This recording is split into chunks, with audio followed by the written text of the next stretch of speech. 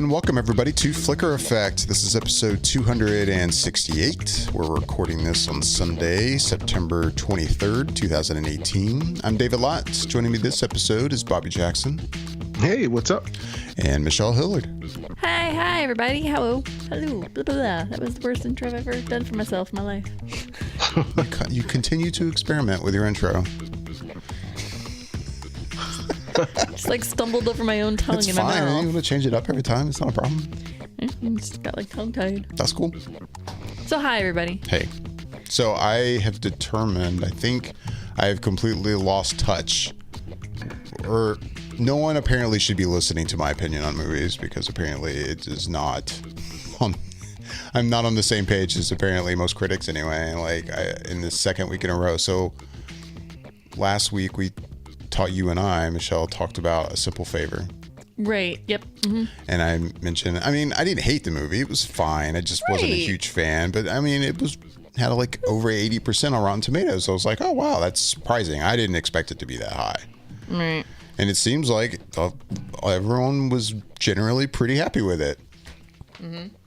So, and I'm going to have a hard time, I think, really, fleshing out how to share my opinion on this movie because we just watched it today.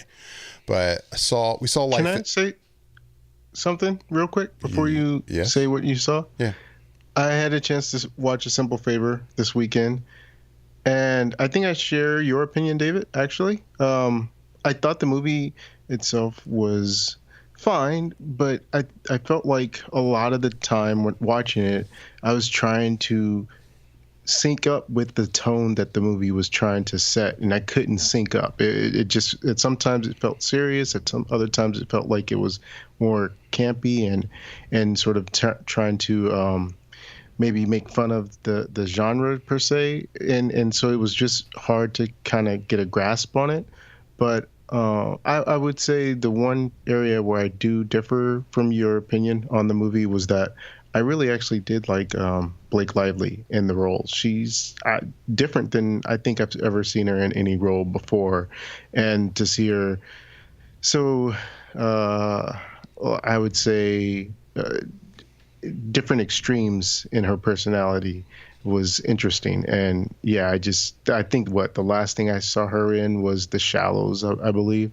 So, and I don't really think I've seen her in a lot of movies. As far as I know, she was on TV, but I didn't watch the show. So I think I only really know her from the movie stuff she's done. And for me, this was the most diverse I think I've seen her in a role before. So I actually kind of liked her in this role. But Anna Kendrick is, like you said, Anna Kendrick in the role, and she did her part well. But yeah, I just found a hard time trying to come to terms with whatever kind of tone the movie was trying to do for quite a bit of time, and it just sort of jarred my experience, where maybe if I was coming at it differently, I might have enjoyed it a little bit better. But just overall, it was just kind of like it was fine, I guess. It wasn't bad. It wasn't great to me or good, really.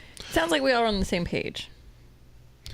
So yeah, anyway, I saw Life Itself today, and I'll say real quick, I like the movie. I go on Rotten Tomatoes, it's 13%. What? I'm not even kidding you. It hasn't collected as many reviews as some movies, but quite a bit. I think it collected 80 reviews. Yeah. Of 80 reviews, only like 10 of them were positive. That is... I'm like, really?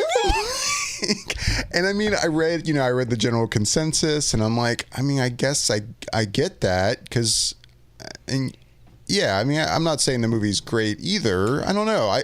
I really enjoy Life Itself. I could say it is definitely not a movie for everybody. I could see that when watching it, that it's... What's it about? Oh, Life Itself. What is it about? That's... I didn't mean it in the gentle term. Well, it's one of those things that, if you've seen the trailer, there's things that you definitely even considered spoilers that are dropped very early in the film. And it's tough to, as I'm going to try to talk about this movie, I'm definitely going to try to walk that line of like, okay, I want to talk about certain things, but I really don't want to, drop spoilers. I think it definitely affects your experience of the movie. I mean, right off the bat. Seen the trailer. I mean, I think the most basic thing to explain the film is basically it's a movie about a bunch of different people and their lives, how they all intertwine because of life somehow. Okay. And I would say based on the trailer, you're giving the impression that, and I'm not saying this is wrong, but that Oscar Isaac, his character, and Olivia Wilde's character are kind of the main focus of the film. Mm-hmm. And that, I'm not saying that's not true, but the trailer does give you also the sense that there are a lot of characters in this, and it's telling kind of different stories, or at least stories from different perspectives almost. Right, but I think based on the trailer you're thinking these two actors are going to fill 70 to 80% of the film. Right. But yeah, I mean, I could definitely see that it's one of those movies that's like it either speaks to you or it doesn't.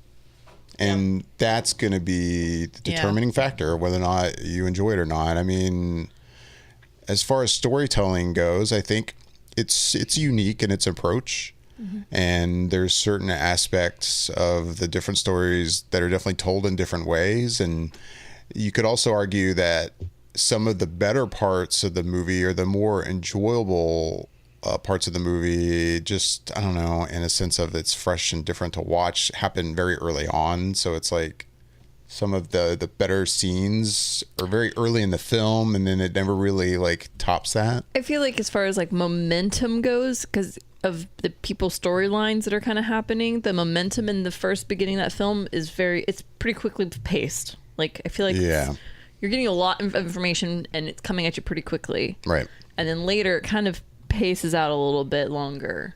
Not quite a slow burn, but a little bit. And I think that's why it's done differently. And it's very dialogue heavy. Yeah. And the funny thing is it's very dialogue heavy, and I think there's some really great scenes. Just, you have scenes between two characters sitting in a room just talking for a while. Mm-hmm. And yeah, you could find it boring, but I don't know. I think the performances are such that I was in. I had no problems with that. And the funny thing is the way the dialogue is done and the fact that you have kind of these different lives that kind of intertwine, it's obviously no mistake that, and you see this in the trailer, I'm not going to spoil anything when I say this, that Quentin Tarantino's Pulp Fiction plays a role in this film. Mm.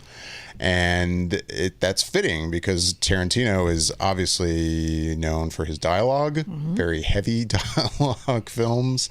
And then, of course, the way the Pulp Fiction is structured, the way it's kind of jumping around, and you discover that these different stories actually intertwine in the end. And this is very similar. Yeah, and it was totally.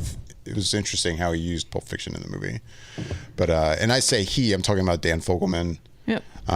Which you're more familiar with than I am, Michelle. I've seen a lot of his work. But he's best known to be is he a showrunner of This Is Us? Yeah. Mm-hmm. He's heavily influenced major creator kind of idea man for that show. Like that's his new baby right now. Right. So yeah, he wrote and directed this film, and overall I enjoyed it. And apparently I am in the extreme minority. So I found out I was surprised to see that it is way down at 13% on Rotten Tomatoes. I'll even read the general consensus real quick. A mawkish melodrama that means less the more it tries to say.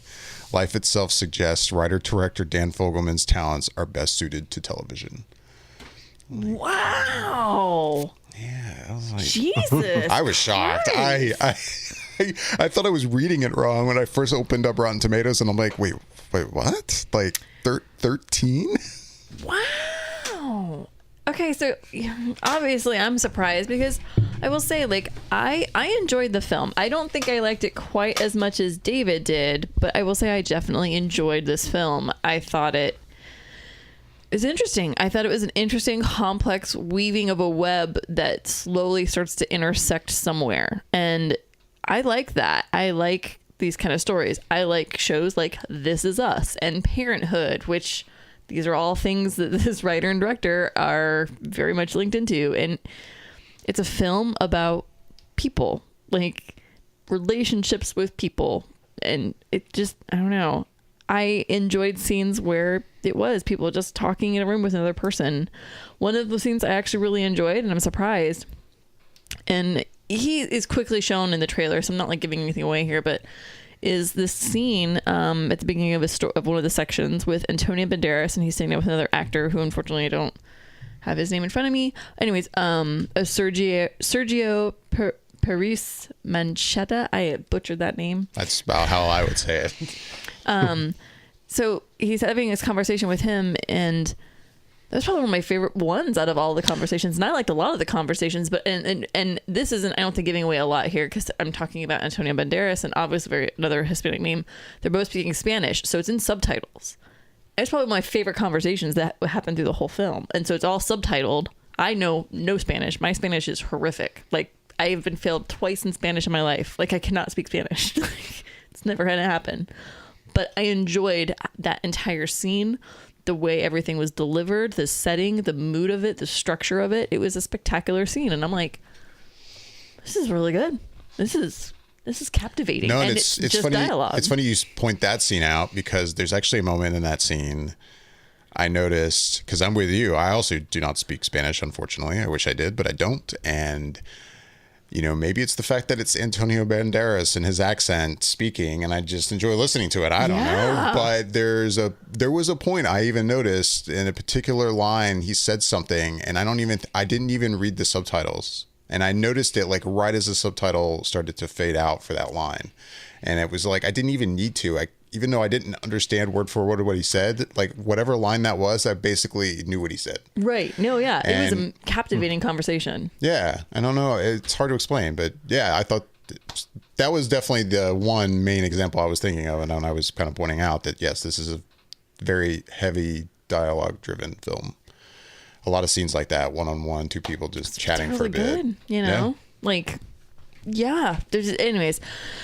I enjoyed it. I will say because I think the way that it's put together, where it's different people's stories and they're all kind of put together, so they all in a way are told through different voices of different people, perspective wise and narrator wise. And so they're done a little bit differently in each section in a way. And so if you were to compare the way, say, the first section of the film is done with, say, that like second to last section of the film, you'd think you were looking at two completely different films. Like, it's just so sparsely different from each other. But at the same time, like, it works. It all worked together, I think, really well. So yeah, apparently you and I are no longer allowed to review movies because it's just shocking when I just don't agree with what's happening. When I I opened that up, I definitely, so because you see a movie like this too, and I mean we're kind of getting at the beginning of that award season time period where we're going to start to see more and more movies that are definitely going to be, in contention for Oscars and Golden Globes.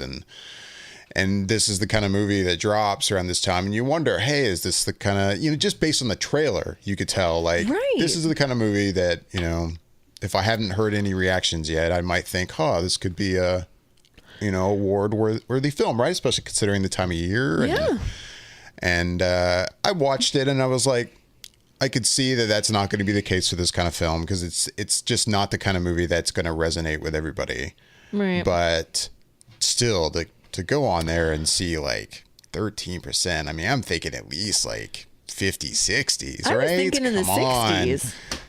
And like, I guess I thought that, A Simple Favor would have dropped down. Like, hearing that it's still in the 80s, I'm like, really? Like, I feel like that film for me, is more of a 40%er kind of a film. Like, it was okay. I was not wild by that film. This, at least, I came away from watching this film going, like, it evoked, it got something. I connected with something in the stories that were told and in the main story itself. And it was good. It was a good message. Like, it hits home. And I'm not saying every film has to hit home at some level, but at the same time, like, I don't know.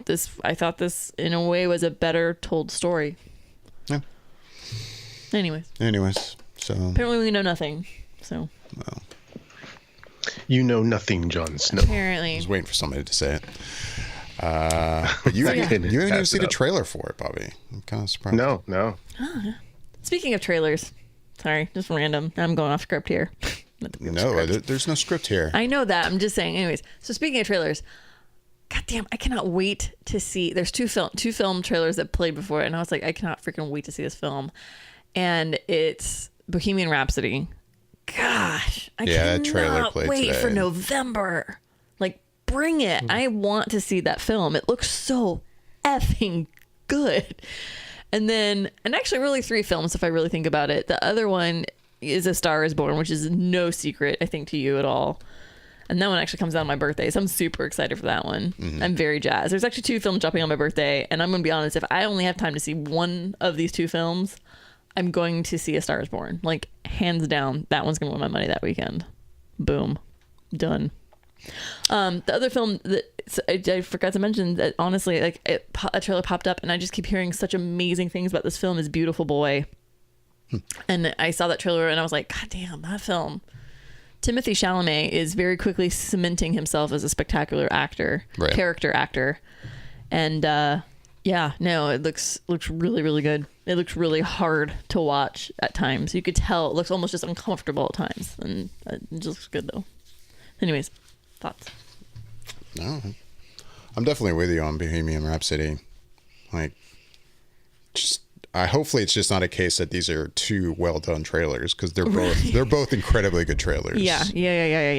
I mean, I also love Queen, so I do too. mean, that helps. I'm biased. I love me some Queen. Right. By the way, could you imagine having found out so we need you to be an extra to basically just be in Wembley Stadium while we film this shot? I'd have been like, hell's yes, best day of my life. Seriously, to have been an extra in Wembley just so they could film the scene for the concert that they have, that famous concert that Queen puts on in Wembley.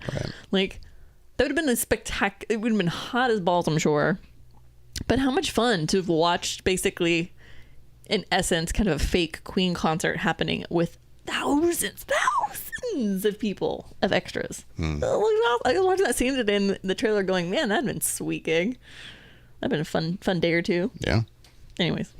Random thoughts I have. Well, you brought up trailers, so I'm curious. I mean, I want to hear if any of us have watched anything else, but we haven't had a chance to talk about Captain Marvel. Like Michelle, you forgot it dropped. No, I just forgot that we haven't talked about it really. We've all been pretty tight-lipped on it. Yeah, kind of.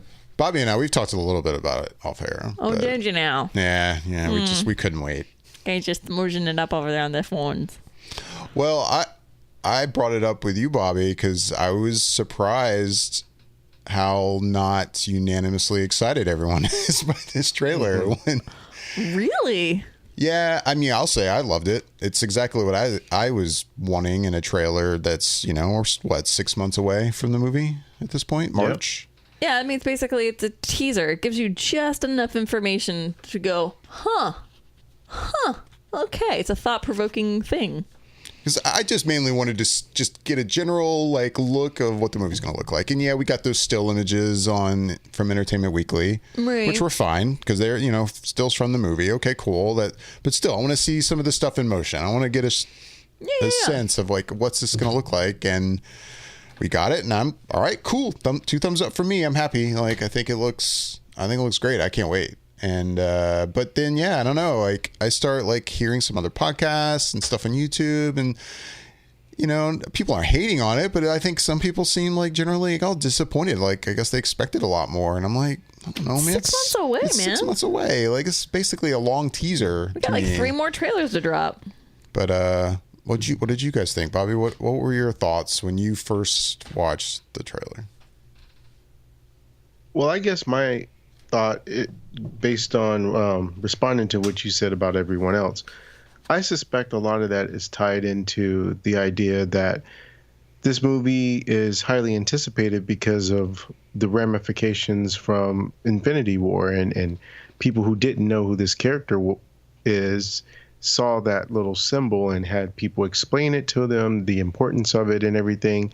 So they're probably expecting to see some trailer that's going to either have some ties into that of answering some questions, or just really showcase why all the fuss.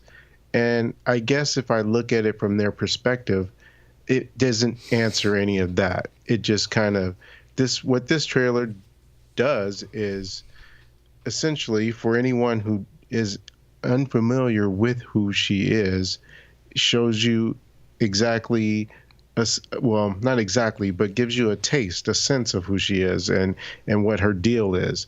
And I think it does that in a way that is very effective in showing that it takes place in the 90s, and it shows that there's some aspect of her that doesn't remember her time on Earth, but we'll obviously see that unravel and play out in a way of being able to tell an origin story without starting as an origin per se. So I think it really did a really good job in terms of conveying and giving a first look at who Captain Marvel is.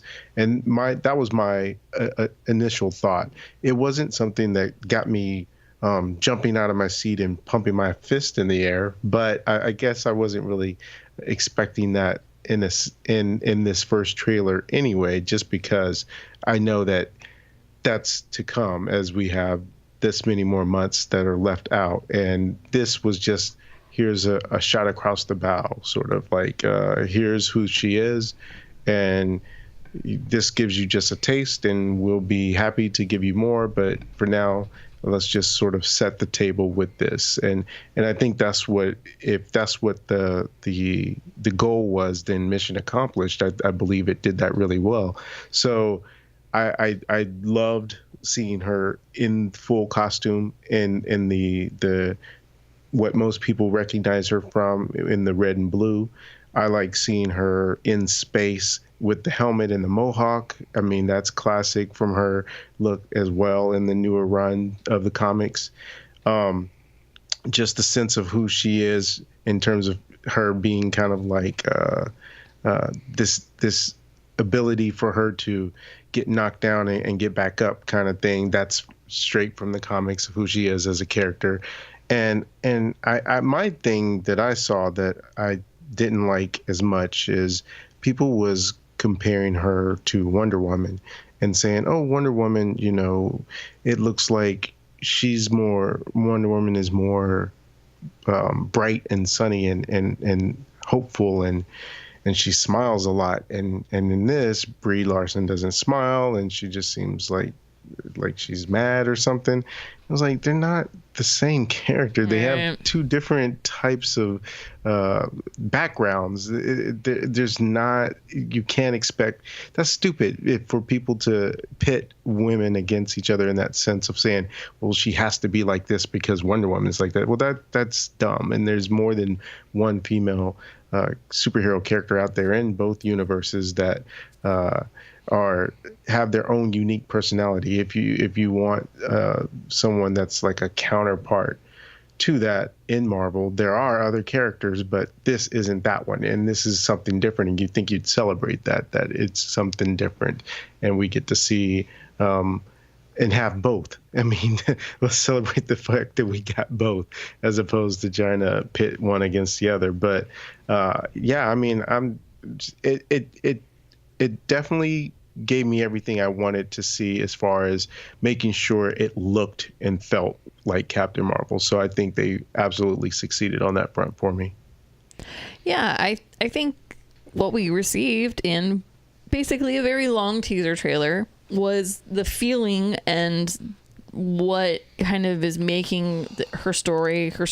And I think it fits. And I don't even know that much about Captain Marvel. I can just see him like, this works on a lot of levels. And, you know, people are comparing her to Wonder Woman. It's just, and I love Wonder Woman. Like, you were talking about two completely different characters. These women could not be more different. Like, and their stories more different. Like, and so you can't make that kind of a comparison.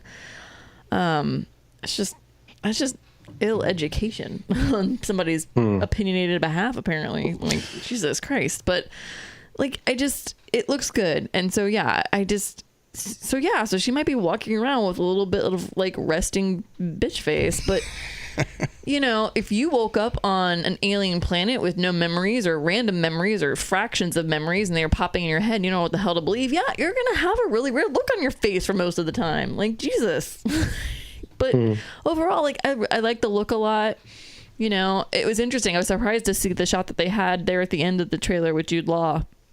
I was kind of like, oh wow, they're showing a little more information in here, which is cool. But I was just kind of surprised. But you know, it was nice. Like I like hearing Sam L basically narrate the trailer in a way, and I don't know. It was I like it. I'm excited. I think this looks good, man. Like especially the last few shots, basically flashing back and forth between different timelines in her life and her getting back up and like just I don't know. I think it looks pretty sweet, dude. I'm looking forward to Marvel's finally stepping forward with a solid film storyline with a female lead. Like, right. It looks good. I think they made a really great choice. I think this is a really great direction. I'm jazzed about this. No, I'm with you guys. I think other good. critics are crazy. I think they're crazy. I mean, I would say that it's not that a lot of the stuff I've heard is like people are like, oh God, this doesn't look good. I don't think this is going to be good. I mean, almost all of those people unanimously would say, I think this is going to be a good film, but as a first trailer, they were, I guess, just expecting more and they were kind of bummed by it. They just wanted action. Yeah, and I'm like, I get that. And I could also get the perspective of if you're used to Marvel films as they have basically universally been so far, you know, the Marvel films have been a lot of fun and a lot of the characters have been a lot of fun. And so far in this teaser, I'm going to call it a teaser, in this teaser trailer, yeah, it seems fairly serious. And yeah, she does. She doesn't look like she's fucking around, and doesn't seem like the more typical Marvel character we've seen lately that is, you know, a badass, but also fun. And, you know, and not I think she probably will be, you know, right. But this is just a teaser. And I think she's a complex character that's a little bit different from what we've seen in other Marvel characters. Right. Anyhow. And the de-aging stuff again is continuing to look fantastic. Oh my God, I know, right? Samuel L. Jesus. And Coulson, I was like, shit. Mm-hmm. Yeah. Was Coulson in the trailer? Did I miss him? Did he flash by there fast? Yeah, he was in the trailer. Did he? Oh man, I must have missed it. It's like he gets his own shot. It's just him. Yeah. I must have blinked at him for a very long time, man. He isn't in it long. No, he's not nearly. I must have blinked just at the worst times. The 3 times I watched this trailer. That's hilarious. Jesus. Is Coulson in the trailer? Sorry. I'm genuinely. I did not see him. No. Yes, I agree. He's in the trailer. De-aging technology is fantastic. And in this movie, it's got to be fucking good, because I mean we've seen it in the other Marvel films, but it's been like, oh, a little flashback scene here, a flashback scene there. Sam L's going to be in it. Here he's going to be in this movie quite a bit. I mean, oh yes. And it's one thing to see a still shot of it, like we got again. We saw it first in Entertainment Weekly. Okay, cool. That's a still shot. He looks good. But when he's moving around is when it starts to show. Right. Like, is it going to stick out that it looks slightly unnatural? He's really going to be walking and tucking and doing stuff. And he might even have an action shot scene later. I don't know. But he's going to be very active in this film. Right. And so the de-aging process is very important at this point. Yeah. But no, it looks good. It looks good. So I'm pumped about the movie. Yay. And I'm pumped to see more. But Bobby, you're saying you may not even watch another trailer. I don't think I will. I don't see. I got what I needed out of it, just to make sure that the fit and form and function of the costume looked right, because of the pictures we had saw previously, and really hadn't seen her in the traditional suit other than sort of composite art and other types of Photoshop art. But seeing it living in motion and everything, it felt right, and just seeing some other little tidbits is cool. So now I think I'm good in terms of wanting to see the rest, because I wouldn't have mind. I'm one of those people that wouldn't have mind seeing an action shot or two in this trailer, just because you don't really see what Carol or what Captain Marvel is capable of on a strength level or in terms of how powerful she is. And so I wouldn't mind a shot or two of that in this, but not getting that, then I guess that I'm just going to save it for when I actually sit down and watch it. Yeah, I mean, I won't get all crazy on this, but I've definitely preached, like, I'm tired of trailers giving me a ridiculous amount of information about a film, even a character. Like, I'd really like to walk into a film and just enjoy and just see everything just unfold and go, oh my gosh, okay, look at that. She is one powerful chick. Like, and I'm saying that, yeah, like there's going to be at least 3, if not 4 more trailers between now and March. Like, sure. So I'm sure that the people that are saying they need more action or they need to see these things kind of in action, they'll get it. I'm sorry they didn't get it for the first extended teaser trailer. Like, well, we can't not talk about Captain Marvel and not mention the GIF scene around the world of Carol punching an old woman on a train. Yeah. Because it's so funny, and I knew as soon as it happened there was going to be so many people pointing that out in the trailer, because it is striking when you see it, and if you don't really know what's up there, you're just kind of like, why is she a superhero and she's punching some old lady? Yeah. And sure enough, it was definitely all over. And for those who don't know, there is in the movie a race of aliens called the Skrull, and they have the ability to shapeshift. And you do see a quick glimpse of them in the trailer in their green natural form. And the ability for them to be able to shapeshift into anyone that they want has a lot of ramifications and implications in terms of what could be happening currently in the MCU or in the past MCU or in the future MCU. So it'll be something interesting to keep your eye out on. Yeah. The funny thing about that is, though, like, even if you're watching this trailer and you don't know what Skrulls are, like, how do you watch that quick clip in the trailer of her punching this old woman and not immediately assume, like, obviously this woman isn't what she appears to be? Like, there's some other story happening here. Yeah, I mean, how many people really are seeing that and going, like, oh God, man, what a bitch! She's punching an old woman. I'm like, there actually was a decent amount of people. And I agree. I know apparently there is, and it just blows my mind. I'm like, have you guys watched a Marvel film? Have you watched a superhero movie? Like, right? Did you really think the Marvel suddenly dropping this character? She's just a fucking bitch and like she's punching random people? And I mean, like, and anytime, say, like, a character, your superhero, say, does something out of context of what a superhero would do, sometimes it's like he's under the control of something else, like a nerve gas or a spell, or, you know what I mean? Like, you're not doing things because you're in control of what you're doing. So it could even go down that route. I know it's not, but I'm just saying, like, this scene could have gone, it could be like, well, Captain's not in charge of what she's doing right now. Like, I don't know. Like, Jesus Christ, how could you look at that scene and actually think, like, what the, really? Yeah. Anyways, we need to get off this topic. Well, why? It's fun. Well, there's other things to talk about right now, so I'm just like, okay, we beat this up. I love it, but we have so many other things.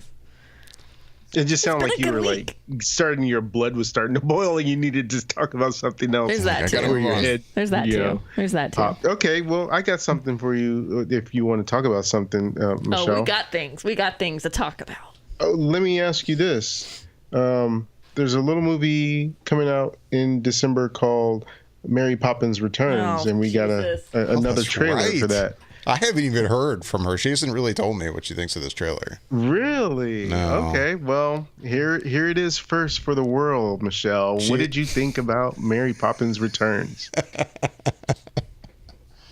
This is going to be good. This is so hard. This is so hard.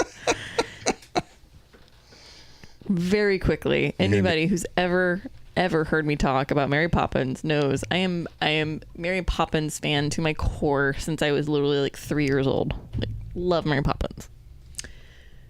So then I found out this movie was happening, and I've been very skeptical of this film and very on the fence. I will say, you know, when I found out Emily Blunt was going to be taking the role, I thought that was a really good fit. And then, yeah, in seeing her in the first teaser trailer that we got, the first kind of like picture, like even then there were some stills that came out. I think Entertainment Weekly dropped some stills, some pictures, and I was like, yeah, she looks great, and I'm down with it. So this trailer just dropped, and it gives you a lot more of what this film's going to be encompassing, and the storyline, and the plot, and I am very mixed on this trailer. I think it looks good. I think visually the entire look of it looks good. It feels like Mary Poppins, and I think that's what they were trying to invoke with this trailer. They're trying to get you feeling like this is still the Mary Poppins. This is still the same character you have come to know and love, and I think they made that very evident.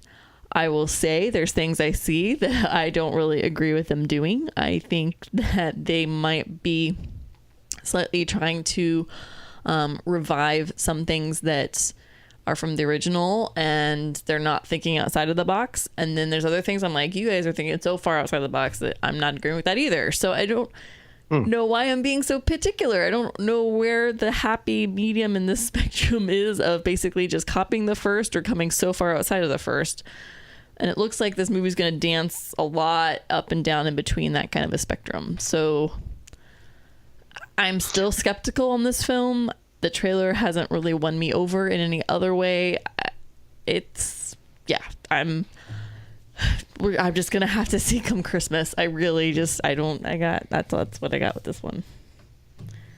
I mean, correct me if I'm wrong, Bobby. I feel like general reaction has been extremely positive for the trailer. Extremely. I will say, would yes, say I've definitely heard, like, there's friends that I have that are also huge Mary Poppins people, and I'm surprised at how very quickly they are just super on board with it. And I'm like, wow, okay, like, they're pretty intense Mary Poppins lovers like I am, and I was like, wow, you're full in on this, huh? And I'm like, I apparently cannot be sold just yet. I'm just going to have to see this film. I will say most of the reactions I've seen, if not, I guess maybe all of them, have been very all in. Like, yeah, I'm still. And I will say, for my 2 cents, I come at this movie as the complete opposite of you. Not in that, I hate Mary Poppins, but I've never seen Mary Poppins. Oh, we're gonna be fixing that before Christmas. Don't you worry. I have my copy right over there on that shelf. This trailer, this movie obviously seems to be playing into, a nostalgia for the first film, and that's not me since I haven't even seen it.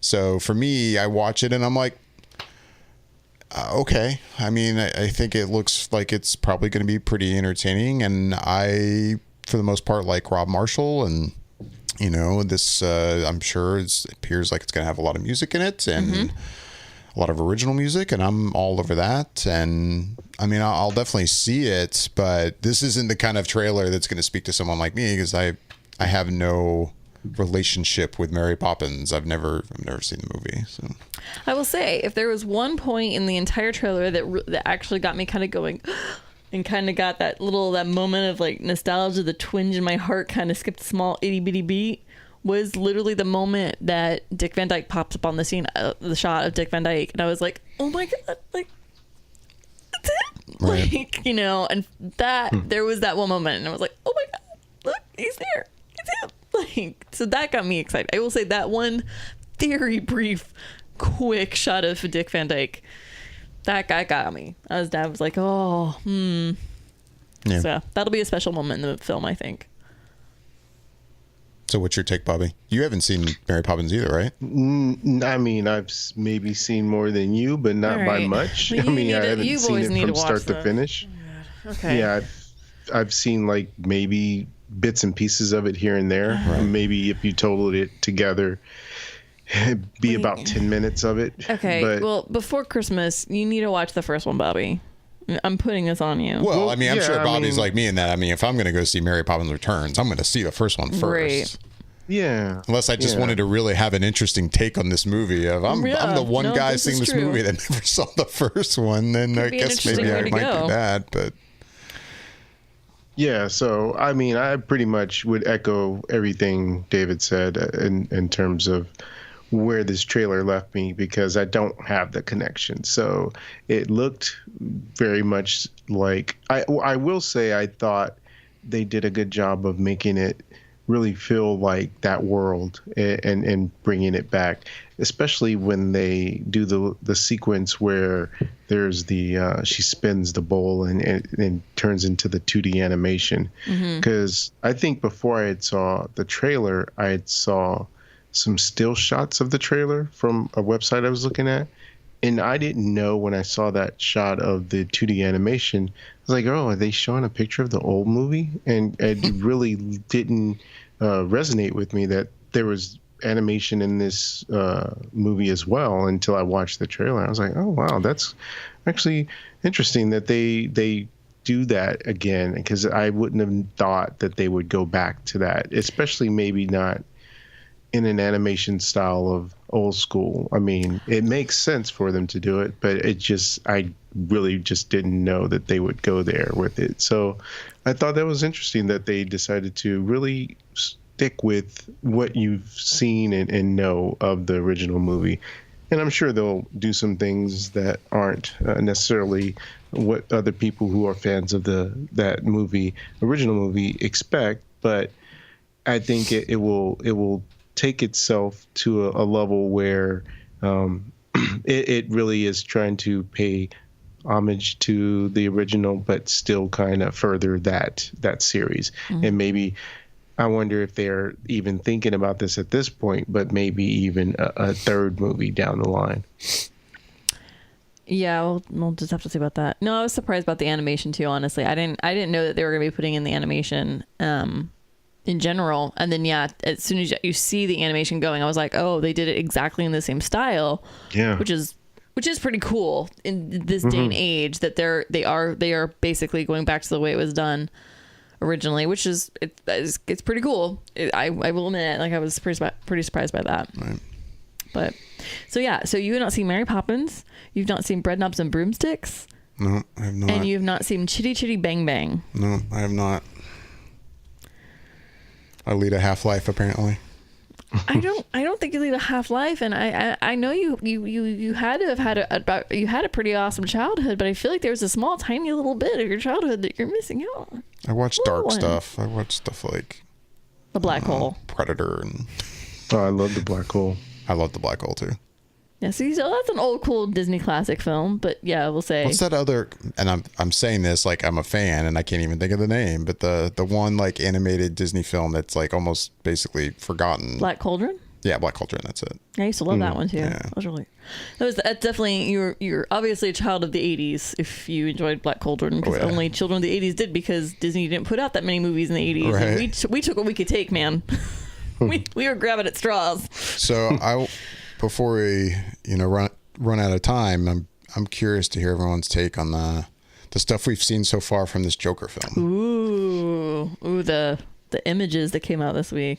We've had a few. Has it all been in this past week, or has it been a couple weeks now? No, I think it was all. So it all started with. Let's see if I get my timeline right. It all started with some. I assume they were leaked photos from the set of him out talking. It looks like he's talking to a clown. He's not in any makeup, and I say him. I'm talking about Joaquin Phoenix in his character, which the character he's playing, other than being called the Joker, is Arthur Fleck.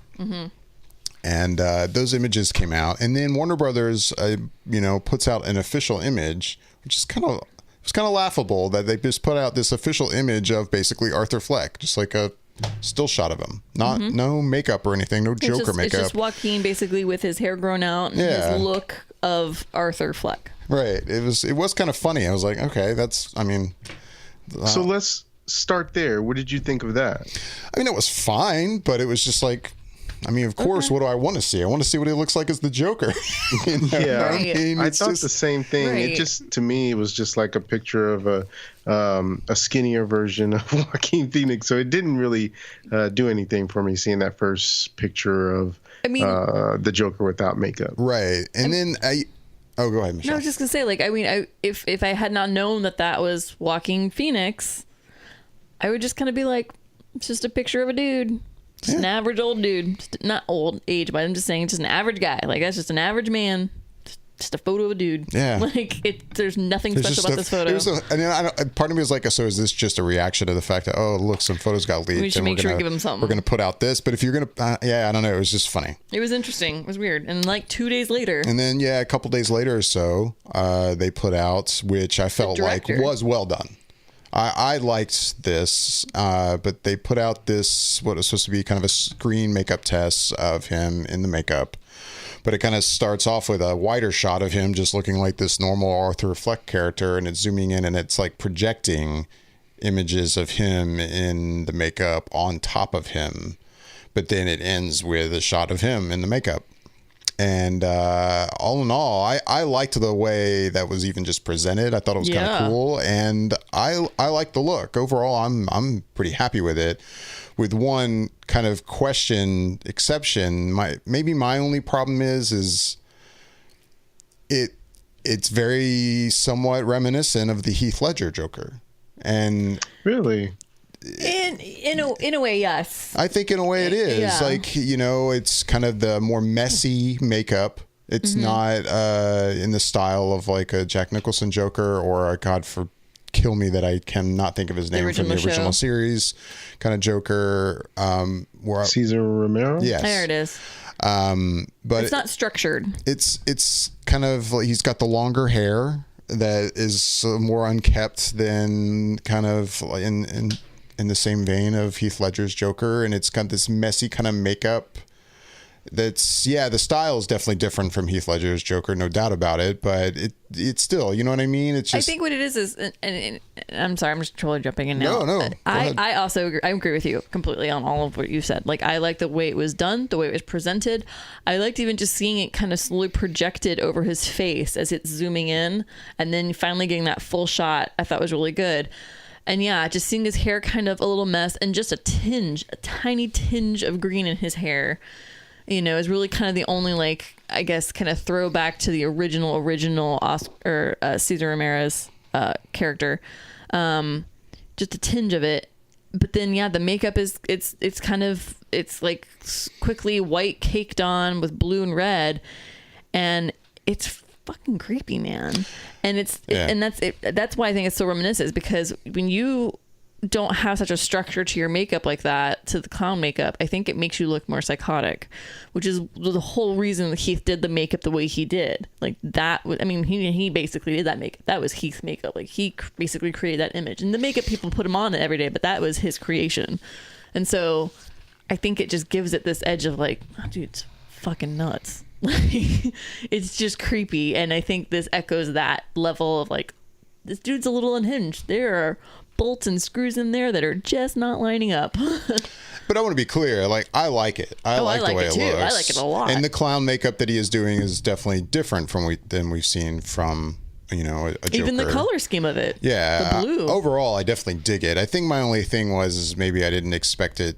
I don't know. I found myself looking at it and going, oh, it feels a lot like the Heath Ledger, interpretation of it. And then it even makes me feel like, because we don't really know much about this movie, almost nothing. And, darn dude, nothing. You see this, and for me, part of me is like, and I say this because obviously Warner Brothers hasn't had a great track record with how they've handled anything to do with the DC films. I wouldn't be shocked if, from their perspective, they're kind of, oh man, everyone loves the Heath Ledger Joker, and maybe we should just do an origin story basically of that Joker. And that's what this is. Like, that basically he's supposed to be the Heath Ledger Joker, and it's like an origin story of that. I wouldn't be shocked if that's the road they went down, and if that it is, I don't really like that idea, but anyway. I'm pretty sure it's not. I know some more stuff that came out about it. I think it's because of the time frame they're framing this in. Yeah, there's those aspects as well, and I'm pretty sure it's not that, but yeah, I don't know. So for me, that makeup test thing, I absolutely liked the idea behind it and the way it was done. But when I saw him with that overlay of the makeup, it didn't do anything for me one way or the other. It didn't make me say, oh, that's terrible. I don't think that's the Joker at all. But it also didn't make me say, okay, that feels like like something, and that's gonna excite me to see the movie. It didn't. Yeah, I don't know. It just didn't. It didn't move the needle for me really. And Which is then, hilarious, because for me, this actually makes me interested in this film for the first time. I really could have given two absolute craps about this film, and literally seeing this makeup, I was like, okay, I will be seeing this film now. All right. Well, so it wasn't until today that I really started to say, oh, now it looks good to me, and it's exciting in a way, as the pictures that got released today were of Joaquin Phoenix in that makeup of the Joker, but also wearing these clothes that are like Jokerish, and that actually does sort of remind me of Heath Ledger in the look of the clothing, but for whatever reason, it really did a good job of selling me on the fact that now I feel like I'm seeing the Joker, and his hair is more green, and it just like he really looks like he's made up at this point to look like the Joker as much as they want him to look in this iteration of it. So that and did you guys see those pictures from today? Mm-hmm. Yeah. So I think that's what's really got me, is just that set of pictures from today that really kind of sold me on it. But then I also that set of pictures came out, and I'm getting already to the point where I'm like, okay, they're intentionally leaking all this stuff, or it's no. hard. So go ahead. Go ahead, Dave. Oh, I was just gonna say. So what happened? I just saw an article about that today. Is that the director, Todd Phillips, had said that because of the open nature of some of their shoots, paparazzi and stuff have been getting photos. And he said it's unfortunate, but instead of letting the paparazzi control the narrative, he felt like we might as well counterattack that stuff and show our own controlled look at some of these things that were just other people are kind of spoiling. And he's like, I really wouldn't have wanted to have shown any of this early, but I kind of feel like I have to in order to counteract what the paparazzi are showing. So a lot of this stuff is still leaked, and the only official things that the studio has put out was that screen test and a picture of Zazie Beetz as her character as well. Because it's already getting to a point I'm like, I hope there's not a still constant stream of all these set photos. I know. I don't want to see a lot of this. It's a year away. I'm like, no, I don't need to know all this now. I don't really need to know all this until I see the film. Like, I'm happy to see how it looks. Of course, I think we're all going to be curious. Like, what's this take of the Joker going to be? And now we see. And no, like, I'm glad that I got to see this look of this Joker. Like I said, this makeup test I'm there now. I want to see this film. I really don't want to see anything else. Quite honestly, I could wait till I literally sat in the theater to watch this movie. I really don't want to learn much more else. And it goes back to the whole, like, trailers giving me more information and studios giving me more information. I'm like, I just want to go and, like, just see this movie and just see what happens. Like, experience it that way.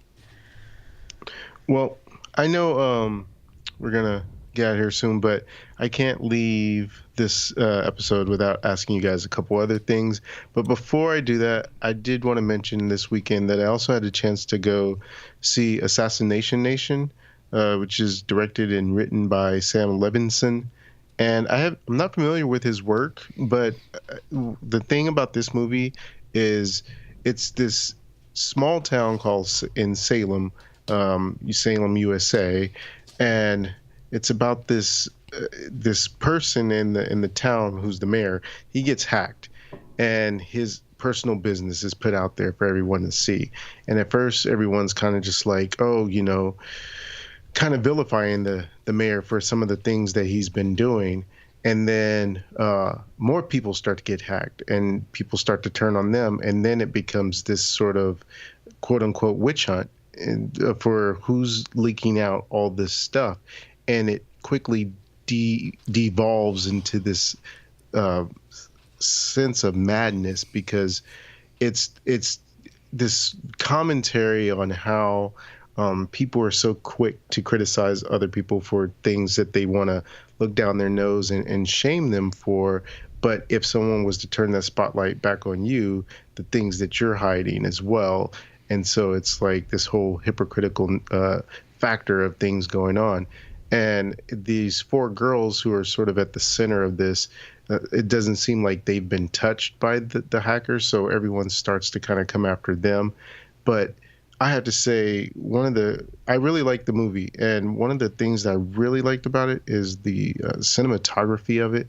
There's some certain ways that this movie is shot, and there's this one scene in particular where there's people breaking into this house, but the way is shot is shown from the outside of the house, and you see like these different perpetrators and people who are wearing these masks trying to go and break into the house from the downstairs to the upstairs, and the camera is panning, and you see the burglars or the people trying to break in, but you're also seeing inside the house as the girls are inside and trying to figure out what's going on. And it's done so well. It really gets you caught up in the moment. And the last half an hour of that movie, I felt like it changed tone to where before it was just this kind of like satirical kind of take on society in a way that felt pretty real, but also really stylish. But then that last 30 minutes, it literally felt like it turned into a horror movie, and in the aspects of some of the things that were going on. And it really was cool. It's violent, it's bloody. It was, I thought, really well done. So if you're interested in seeing something that's different that's out there right now, I would suggest going to go check it out. Awesome. Yeah, I mean, I think I only ever saw like the first teaser trailer for that, and I saw the follow-up to it. yeah, I never did, but from the teaser I could tell it definitely seemed different. Yeah. I remember seeing the teaser, and I remember kind of going, yeah, I'm okay. And then I wound up seeing the full trailer that came out a little bit before the movie was released. Really, it was pretty recent, and I was like, that's definitely interesting what they're going down. You can kind of get a little bit of the vibe of the film. As far as the story kind of goes, just a little bit. You got a little bit of it, but overall, I've kind of been kind of like, I don't really need to see this film. But I will say, Bobby's kind of selling me on this a little bit. Yeah, I really enjoyed it a lot more than I thought I would. I thought it would be okay, but I really came out of it like, dang, I wouldn't mind seeing that again, just especially for some of the ways it was shot and the way it told the story. But I think one of the shows I listened to, one of the guys described it as The Social Network meets The Purge, and I was like, yeah, that's a pretty good description. Gotcha. Cool. But what I wanted to ask you guys is, we had got some news earlier this week from Bob Iger, who likes to talk about a certain amount of different things. And two of the things he mentioned was, one, that they were going to slow down on Star Wars because he felt as though the market's saturated. Yeah, well, he kind of feels he's taking the hit on the fact that maybe there has been too much too soon, and maybe we need to slow down on that.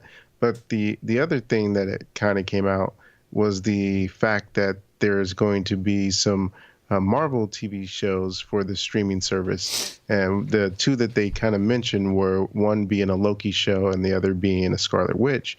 And the interesting fact that they mentioned about it is that they were going to be with those original actors who portrayed those characters, and not like just some sort of unknown actor or some other actor for the small screen. So I, for one, will just sort of kick it off by saying that Marvel stuff excited me to no end, because nowhere in my brain was I thinking of that as any kind of possibility when they mentioned Marvel shows for their streaming network or streaming app. So I was thinking like, okay, it'll be some series of characters that we haven't seen before, but maybe with a bigger budget. But to know that this has Kevin Feige involved, and it's actual actors that we know playing characters that they've had before, been playing in the MCU, it's like, okay, bring it on. So that has me super excited. If they didn't already have my money day one, they definitely have it now.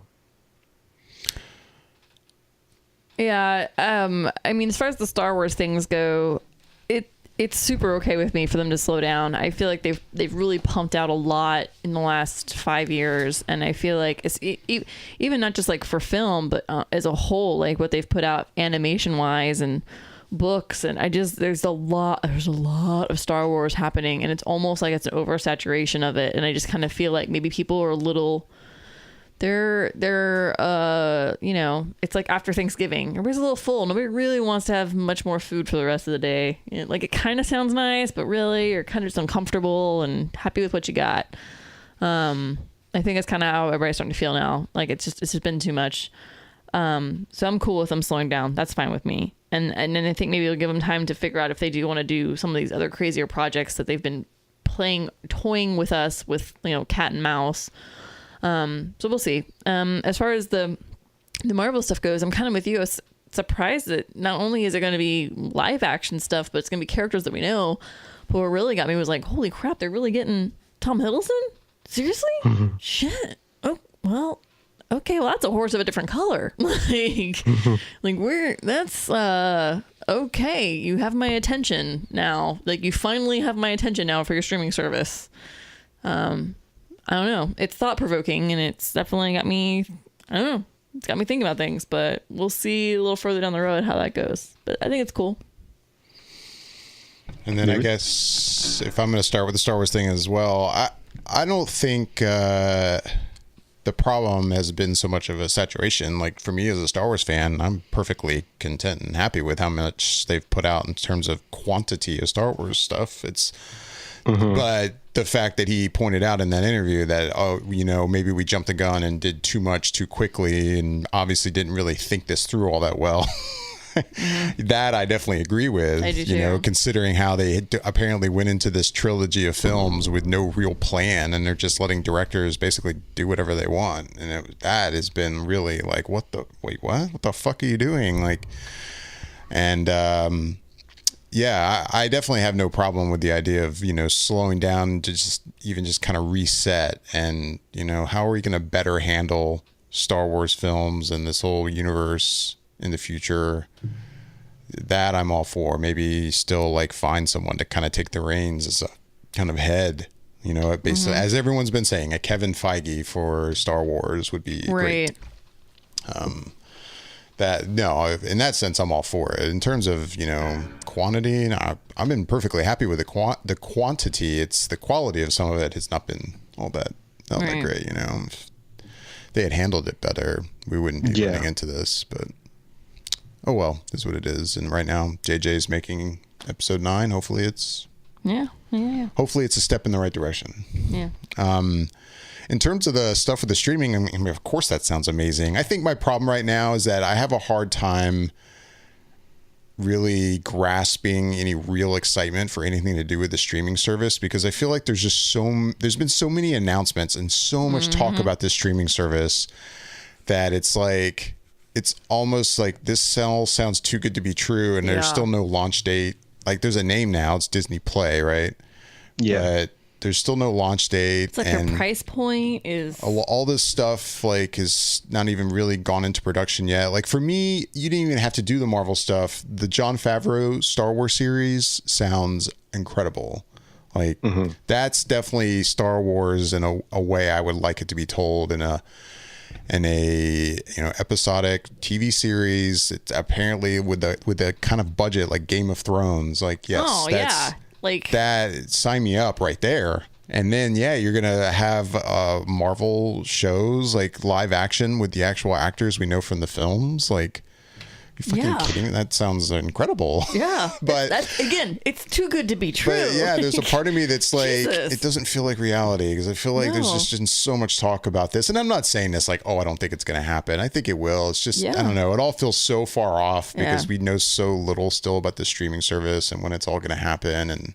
But they've teased us with I think a fairly low price point for what they were thinking of doing. It's been like, wow. It's not bad. It's like, this is too good to be true. Like, this just seems too good of a deal. Like, are you sure, Disney? And before I forget, just because this reminded me, like, by the way, I did DC Universe. I signed up for the trial of DC Universe this week, and I would definitely say that this is an example of how not to launch a streaming service. Like, in that, for me, it's like, you launched it, but you don't have any of your real original content yet. Like, Titans Titans is soon. Like, you could have just waited till you were ready to drop Titans and just give us something. Just soon as you drop the streaming service, boom, here's our first original show. But give us something to bite at. And they have other plans for other shows, and it all sounds great. But like, you sign up right now as a free trial, and I got to imagine a lot of people who are really gonna only try it for a week and then decide, do I want to keep it or not, are going to go, well, there's not much here. Like, right. And I will say from a comic standpoint, I was kind of curious to go through and check out some comics. And me too. Of course, there's a lot of older comics in there. And my first test was, you know what? I never really got a chance to read any of that Rebirth stuff. Mm-hmm. And yes, that's new, but it's not like fresh on the stands right now. It's a year old at this point? Yeah. So I go in there and, hey, there is some, but it's like the first issue of each run. That's it. Like, first issue of Flash Rebirth and first issue of Batman Rebirth. And I'm like, oh, what the fuck is this? Like, like, you guys are going to put the content on there. Put the fucking content on there. And then there's like one message in the app saying like, hey, a lot more of the comic content, the content for these comics is coming in October. And I'm like, well, then why the fuck did you launch it now?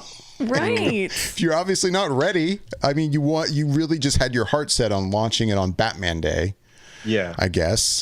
But you could have been ready. Either have had it ready or give up on the dream of Batman Day. Yeah. Wow, so I'm saying all this, I haven't poked around in it enough. I still need to kind of explore it a little more. But yeah, right off the bat. I mean, not that I say I'm necessarily excited about Titans, but I definitely want to see it and see how it is. And then just launch it when you have your first show. Well, especially because right now I feel like the image everybody keeps seeing for the streaming service is the image of Nightwing. Right. Like, that's the image that keeps popping up everywhere. So if you're going to promote Titans, you're gonna have to put it up there. They should have had it ready. And there's just no other way to put that. Really? Yeah. Yeah. And it's disappointing to hear that. But I think the avid DC fan is probably all in on it and able to pull out a lot of what they do have available. From what I can understand, they do have a decent amount of stuff on there for people who maybe haven't seen everything that's been recent, as far as like maybe some of the DC animated movies that came out. And I hear they have all of those on there.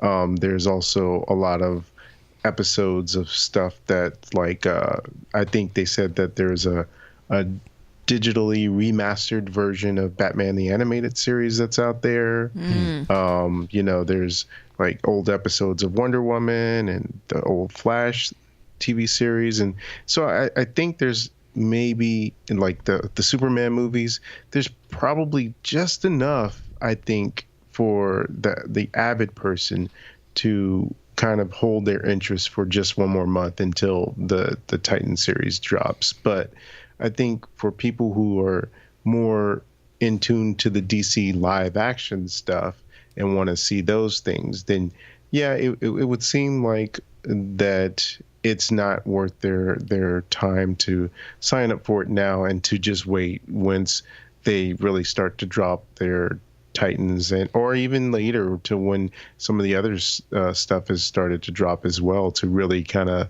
be able to get a good sense of it, as opposed to trying to get in at the beginning. Because from what I understand, once Titans does drop, it's supposed to be a weekly thing, so they'll drop an episode a week.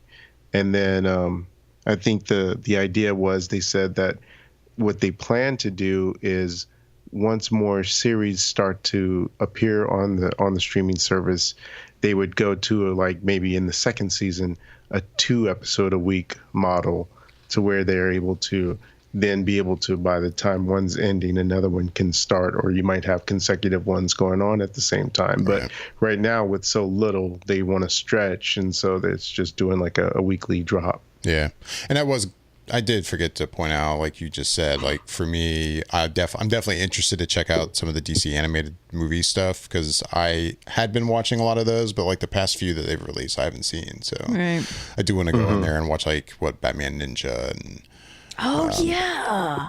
Yeah, they've Yeah. put I out hear a that's few. coming out on Netflix too, actually. Yeah, they've put out a few that I'm like, okay, I did notice those all were in there. I do want to check those out, and it is Right. nice to have like a library of basically all the DC films we've seen, like like you said, the Superman films, like the Tim Burton Batman, and all that stuff is like, cool. I can just watch this whenever I want. Yeah, like, yeah. No, that's nice.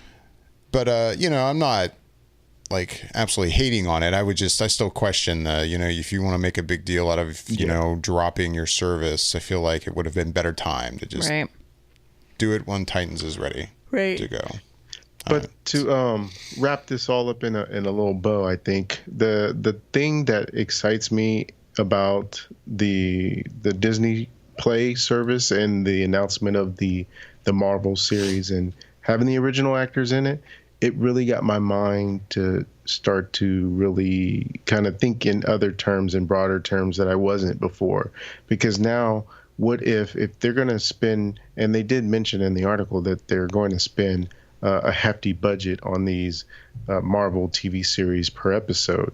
So if they're willing to do that, then let's say even though a movie like Solo didn't do good in the theaters, what's stopping them from continuing that on with a Donald Glover doing a Lando's 8-episode series that continues the thread from Solo on the Disney Play service, Right. or with Amelia Clark and her story in Maul on the small screen, and doing it that way as opposed to trying to put it on in theater, and they can ration the budget a little bit better that way. So it's just exciting just to think of the possibilities. Now, if that's where they're thinking, then it's like, wow, okay, you were thinking way beyond what I was thinking. So now to me, it feels like the sky's the limit. Yeah. No, I agree.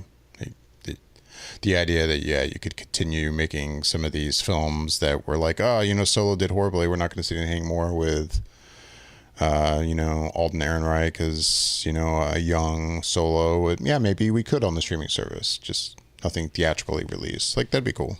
Yeah. Yeah. But yeah, I guess with that, time to wrap things up. As always, we'd love to hear back from everybody. You can email us at feedback@flickereffect.com.